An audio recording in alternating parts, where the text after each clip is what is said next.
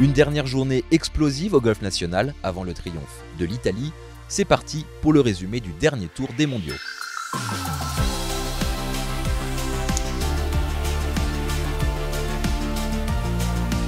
On attendait la Suède forcément seul leader à l'entame du dernier tour.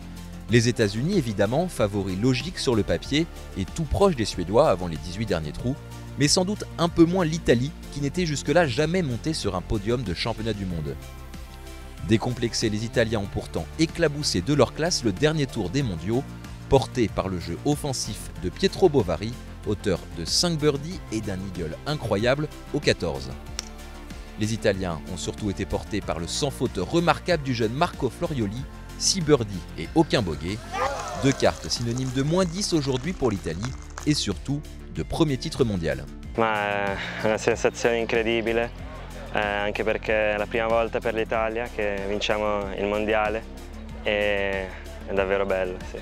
È molto bello perché sono veramente due ragazzi incredibili e ci troviamo davvero bene, siamo una squadra molto unita e poi sono stati tutti e tre bravissimi e questo di certo ha aiutato, ma soprattutto il fatto che siamo molto uniti è stato molto importante, direi fondamentale. L'Italie décroche donc le 32e Eisenhower Trophy avec un total impressionnant de -31 et il n'en fallait pas moins pour prendre le meilleur sur les Suédois, battus pour un petit coup et passer tout proche d'un incroyable doublé après la victoire de leurs dames la semaine passée. Seeing the girls last week coming through and win, obviously we wanted to do something special and do it back to back. But yeah, just like I said before, it stinks to come up a little short. This tournament we don't play that often. I've never played it before, even though I've been in the national team for a while. So just be able to play with your friends, you know, playing for your country, playing a course like this, and actually have a chance to win is, you know, I get goosebumps just thinking about it. Sur la troisième marche du podium, on retrouve les États-Unis qui échouent à 4 coups du vainqueur. Suivent la Norvège, l'Espagne et surtout la France, 6e après une dernière journée frustrante.